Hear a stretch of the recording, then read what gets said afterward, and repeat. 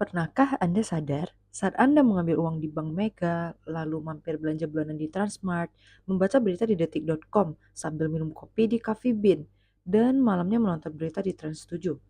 Anda sedang berada di dalam sebuah ekosistem raksasa, sebuah kerajaan bisnis yang dibangun oleh satu orang, yaitu Chairul Tanjung. Dia dijuluki si anak singkong, seorang yang memulai bisnisnya dari nol besar, dari kamar kos sempit, kini menjadi salah satu orang terkaya dan paling berpengaruh di Indonesia. Kekayaannya tidak hanya diukur dari uang, tapi dari seberapa dalam bisnisnya merasuk ke kehidupan kita sehari-hari. Tapi pertanyaannya bukan seberapa kaya dia. Pertanyaannya adalah bagaimana caranya? Di video ini kita tidak hanya akan melihat siapa Khairul Tanjung.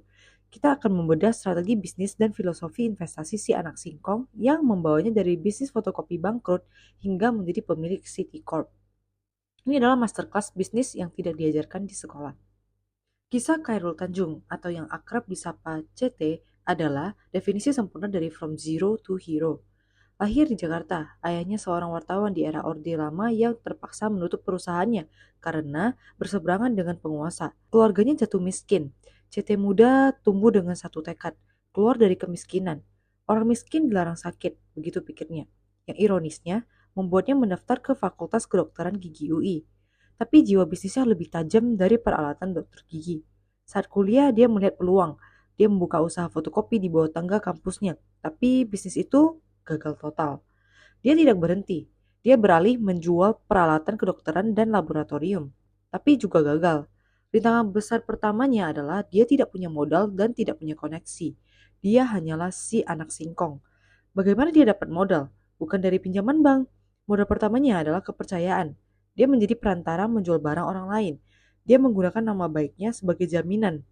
Bisnis sukses pertamanya yang sesungguhnya datang dari peluang yang tak terduga. Pada tahun 1987, dia dan beberapa temannya mendirikan PT Pariarti Sindutama, sebuah pabrik sepatu anak-anak untuk diekspor. Disinilah mindset bisnisnya mulai terlihat. Dia tidak hanya menjual sepatu, dia membangun jaringan. Dia terbang ke Italia, belajar tentang kualitas, dan mendapatkan kepercayaan dari pembeli internasional. Meskipun akhirnya dia memilih berpisah dari rekan-rekannya karena perbedaan visi, bisnis sepatu inilah yang memberinya modal awal yang signifikan dan pelajaran berharga tentang standar kualitas global. Benih City Corp dimulai dari sini.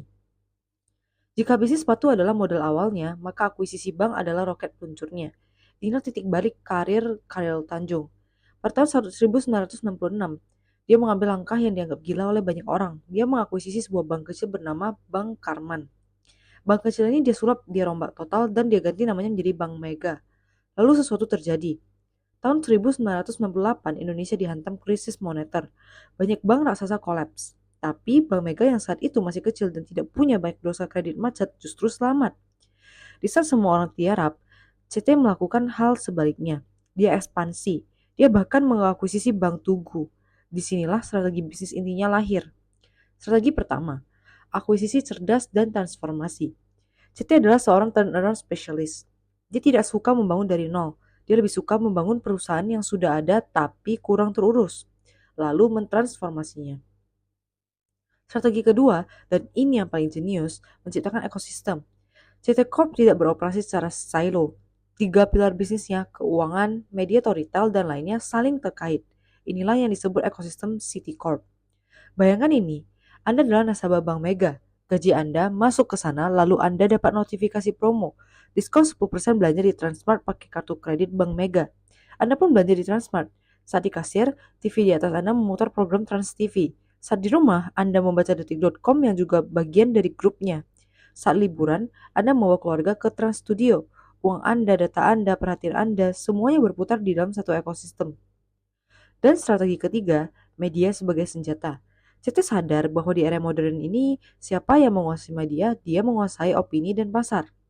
Dengan memiliki transmedia, dia punya mesin marketing raksasa yang gratis untuk mempromosikan semua bisnisnya yang lain. Ini adalah unfair advantage atau keunggulan tidak adil yang tidak dimiliki oleh konglomerat lain. Sekarang kita masuk ke intinya. Bagaimana filosofi keuangan Khairul Tanjung? Apakah dia seorang value investor seperti Lo Keng Hong? Atau growth investor? Bukan keduanya. Khairul Tanjung adalah seorang entrepreneur investor.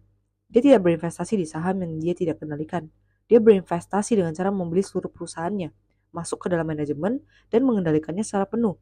Filosofi keuangannya sangat jelas. agresif, dan berani menggunakan leverage. Leverage dalam bahasa sederhana adalah utang. Banyak pebisnis takut utang, tapi CT melihat utang sebagai alat vitamin untuk tumbuh lebih cepat. Lihat saja akuisisi raksasa yang dia lakukan. Pembelian 100% Carrefour Indonesia yang kini menjadi Transmart, itu adalah akuisisi yang dinadai sebagian besar oleh pinjaman konsorsium bank. Dia menggunakan utang untuk membeli aset produktif.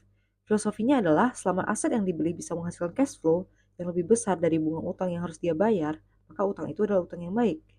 Dia adalah seorang risk taker, tapi bukan penjudi. Dia mengambil risiko yang terukur. Dia berani mengambil utang besar karena dia yakin dengan strategi ekosistemnya. Dia tahu dia bisa memaksa bisnis yang baru dibelinya itu untuk tumbuh menggunakan kekuatan media dan jaringan banknya. Bagi CT, bisnis adalah tentang membeli masa depan.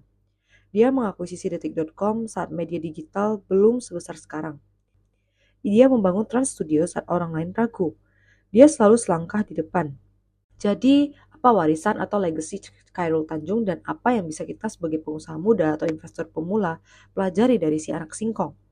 Ada 3 pelajaran utama. Pelajaran pertama, bangun ekosistem, bukan sekedar bisnis. Jangan berpikir untuk menjual satu produk. Berpikirlah bagaimana menciptakan siklus di mana pelanggan Anda terus kembali dan menggunakan produk Anda yang lain. Di era digital, ini adalah strategi lock-in yang paling kuat. Pelajaran kedua, jangan takut leverage yang terukur. Jangan anti utang, tapi pahami bedanya utang konsumtif dan utang produktif. Bisnis besar dibangun dengan leverage yang cerdas. Gunakan utang untuk membeli aset yang menghasilkan arus kas, bukan untuk membeli liabilities yang mengerus kantong. Pelajaran ketiga, mindset mengalahkan modal. Ini adalah filosofi si anak singkong yang sejati. CT membuktikan bahwa Anda tidak perlu terakhir kaya atau punya koneksi orang dalam untuk sukses. Yang Anda butuhkan adalah kerja keras yang gila, integritas untuk membangun kepercayaan, dan keberanian untuk mengambil resiko yang sudah Anda hitung. Warisan Khairul Tanjung bukanlah gedung-gedung tinggi dan stasiun TV-nya. Warisannya adalah bukti nyata bahwa keterbatasan bukanlah akhir, melainkan awal dari kreativitas. Sekarang giliran Anda. Menurut kalian, apa pelajaran terbesar yang bisa diambil dari seorang Khairul Tanjung? Dan siapa lagi tokoh bisnis Indonesia yang ingin kalian bedah strateginya? Tulis pendapat Anda di kolom komentar di bawah. Seperti biasa, jika Anda mendapatkan value dari video ini, jangan lupa like, subscribe, dan nyalakan loncengnya agar Anda tidak ketinggalan masterclass bisnis berikutnya. Terima kasih sudah menonton. Stay foolish, stay hungry. Bye-bye.